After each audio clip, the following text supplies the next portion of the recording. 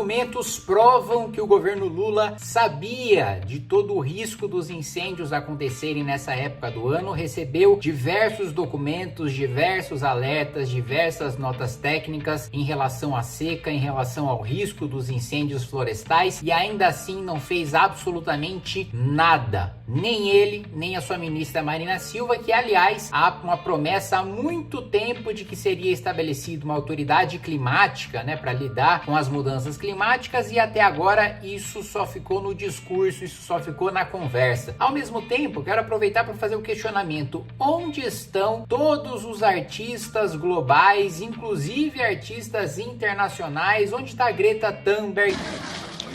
Onde está a Anitta? Onde estão todos os artistas e ativistas que se manifestavam e faziam campanhas tão bonitas na época do governo Bolsonaro, mas parece que agora desapareceram completamente frente a essa negligência criminosa do governo Lula na gestão de Marina Silva em relação aos incêndios que têm acontecido. E aliás, muitos desses incêndios causados por criminosos que aqui no estado de São Paulo têm sido muito bem combatidos, perseguidos e presos pela nossa Polícia Militar do Estado de São Paulo, comandada pelo secretário Guilherme Derrite. Vamos falar sobre esse assunto logo depois que você se inscrever no canal, clicar no sininho para receber as notificações, deixar o seu like, compartilhar esse vídeo, e lembrando que nós estamos em época de eleições municipais. Se você quiser saber qual é o meu candidato aí na sua cidade, a gente está rodando aí várias, já corri dezenas de cidades ali para ajudar mais de 50 candidatos que nós temos nessas eleições, e que é uma eleição fundamental para que a gente estabeleça as bases,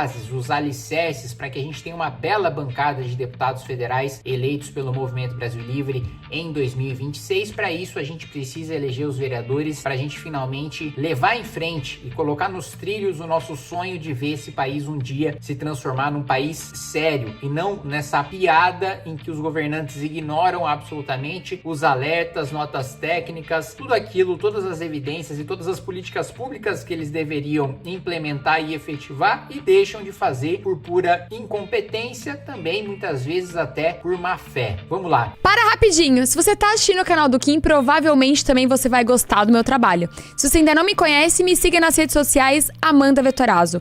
Precisamos urgentemente ter também uma representante aqui na cidade de São Paulo. Então, no Congresso é o Kim Kataguiri, no estado Guto Zacarias, e na cidade de São Paulo, Amanda Vettorazzo. Por isso, vote 44333. Agora nós temos aí documentos comprovando que sim, há culpa do governo Lula em relação aos incêndios que têm acontecido, porque eles simplesmente ignoraram todos os diversos dezenas e dezenas de alertas que foram feitos. Notícia aqui do Estadão: o governo Lula é alertado sobre risco de seca e incêndios desde o início do ano, mostram documentos. Lula foi alertado antecipadamente sobre a seca e o risco de incêndios florestais no Brasil. Uma série de documentos, incluindo ofícios, notas técnicas, atas de reuniões e processos judiciais, mostram que a gestão petista tinha ciência do que estava por vir desde o início do ano. Ou seja, o governo já sabia que haveria seca, já sabia que haveria suscetibilidade para incêndios, e Marina Silva, vamos lembrar, A Marina se vende como essa grande ambientalista, e é uma verdadeira farsa, Porque comentaristas de imprensa e militantes de esquerda fazem parecer que a Marina é genial, é brilhante na sua gestão ambiental, mas foi demitida, pela primeira vez no primeiro governo Lula, justamente por causa do recorde de desmatamento. E agora nós estamos batendo recorde de incêndios no nosso país. E isso foi antes dessa crise, dessa seca que veio. Marina Silva justificava o desmatamento e os incêndios, dizendo que porque o Lula tinha vencido as eleições, bolsonaristas tinham decidido para boicotar a sua gestão, desmatar e colocar fogo nas florestas. Olha só que bizarrice, Para justificar a própria incompetência, uma ministra absolutamente inepta, que é só discurso e pouquíssima ação. Aliás, os próprios servidores do Ministério do Meio Ambiente que votaram, na maioria esmagadora, os servidores do Ministério do Meio Ambiente votaram no Lula e entram em greve e protestam contra a gestão, justamente por faltar o básico para fazer a fiscalização e o controle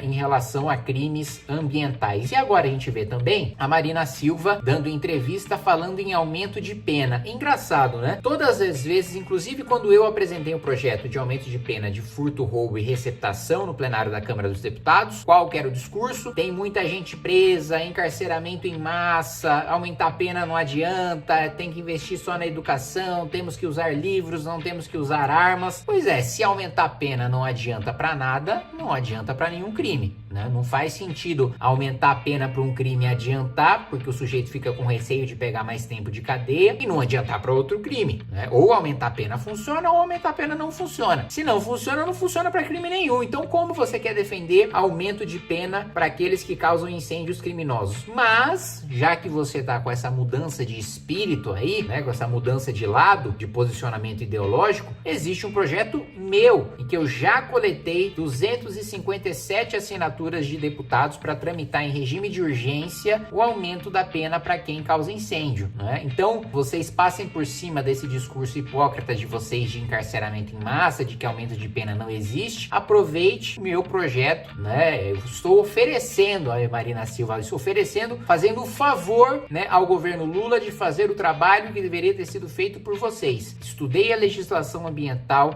inclusive vi que pelo princípio da especialidade, né, o que está previsto, os incêndios causados de maneira criminosa previstos ali no Código Penal, né, o tipo penal não tem sido aplicado, mas, né, nas legislações específicas em relação ao meio ambiente, e adaptei para essa legislação, apresentei requerimento de urgência, fui atrás de 257 assinaturas de deputados, está pronto para pautar a urgência e logo depois da urgência pautar o projeto em si, o mérito em plenário. Então, eu já fiz o trabalho que vocês deveriam ter feito, basta vocês falarem para o presidente da Câmara dos Deputados, que é aliado de vocês, né, que usa aí a base de vocês para obter emendas parlamentares, cargos que têm indicações em ministérios, etc. Então, junta a turma aí de vocês, a maior parte dos líderes partidários, que são governistas, e pauta o meu projeto, pauta a urgência do meu projeto e aumenta a pena para esses incêndios criminosos que têm acontecido, porque em estado que tem governo, em estado que tem polícia, diferente dos estados governados pelas esquerdas, a gente está prendendo, né, quem causa incêndio florestal, só que, né,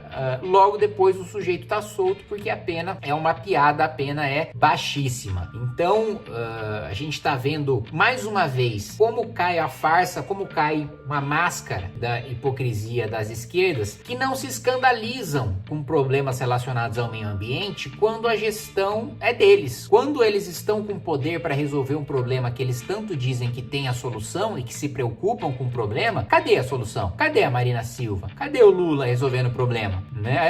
Vamos ter a liberação de 500 milhões de reais. Primeiro, isso nem era para estar acontecendo porque medidas de prevenção deveriam ter sido tomadas. E agora, com o nível de crise que a gente está, era para o presidente da República parar as suas atividades, formar um comitê de crise e ficar plantado, acampado nesse comitê de crise até que o problema seja solucionado. Era para o Lula estar rodando o país nas principais áreas de incêndio, cobrando o ministro do meio ambiente para solucionar isso, fazer uma força-tarefa junto com os governadores, junto com os prefeitos, para colocar defesa civil, polícia militar, bombeiros, todo mundo para atuar, né, para combater esses focos de incêndio, mas não. Aliás, pelo contrário, sabe o que está acontecendo? Ministro Flávio Dino, né, um militante político colocado no Supremo Tribunal Federal, está primeiro querendo governar no lugar do Lula, que eu posso achar o governo do Lula absolutamente incompetente, corrupto, mas é o governo, foi eleito e tem o poder de exercer o poder executivo e é aquele legítimo para exercer o poder executivo. E aí, o que o Flávio Dino faz? Quer ditar políticas públicas a serem executadas pelo poder executivo, mas mais do que isso e pior do que isso, né, quer conceder créditos extraordinários para o governo implementar as políticas públicas idealizadas por ele próprio. Flávio Dino, que é ministro do Supremo, não tem nem corpo técnico para decidir, não tem nem capacidade para decidir política pública sobre meio ambiente. Quem tem corpo técnico para isso é o poder executivo, né? Mas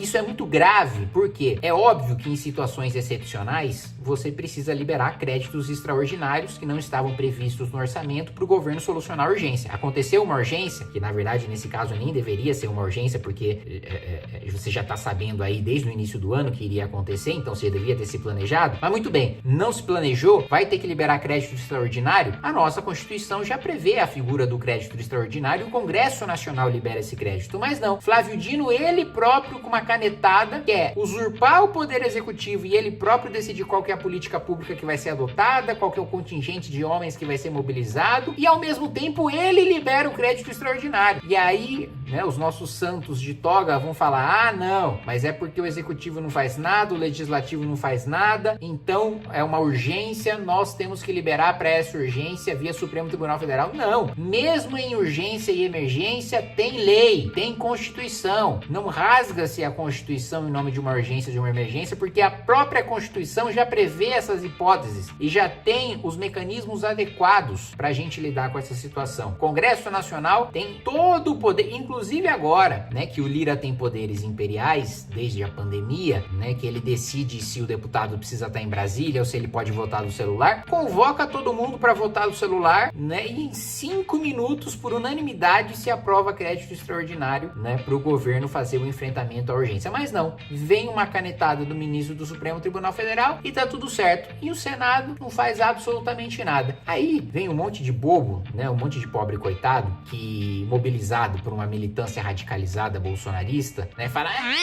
que votou contra o impeachment do Alexandre de Moraes, né, sem saber que deputado nem vota impeachment de ministro do Supremo, sabe? É um negócio tão triste, tão elementar, que eu fico, sinceramente, fico com preguiça de responder.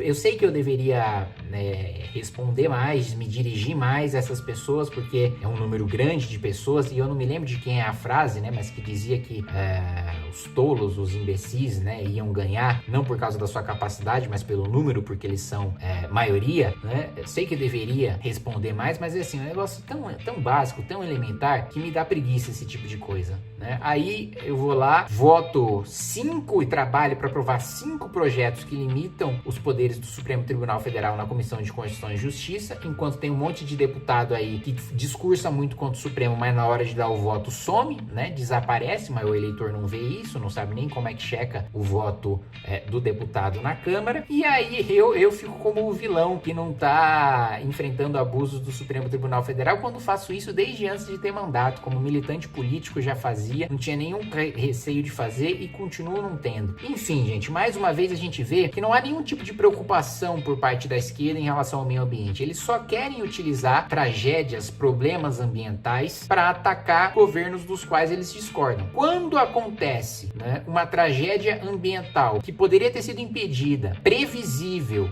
em que há culpa do governante de esquerda, aí todo mundo faz um silêncio. Meu Deus, teria, se fosse um governo de direita, teria minuto de silêncio no Jornal Nacional pelas árvores. Teria, nossa, clipe de artista aí juntando artista internacional e pega, sei lá, o Mark Ruffalo, desce de Hulk aqui, ia ter a ONU, ia mandar relatório, nossa senhora, ia ser assim, um escarcéu. Mas como é um governo de esquerda, mas a esquerda defende o meio ambiente no discurso, então tá bom, se defende no discurso, pouco importa se o país tá pegando fogo. É isso, meus amigos, um abraço e até mais. Ler e escrever com qualidade foi fundamental para poder chegar onde cheguei, tanto passando na universidade, como para fazer o trabalho de conclusão de curso, como depois na minha carreira profissional, como comentarista político, colunista de jornal e depois vencendo 2 eleições de deputado federal. Foi fundamental ler e escrever com qualidade, absorver o máximo possível dos livros que eu lia e também poder escrever primeiro redações e depois 3 livros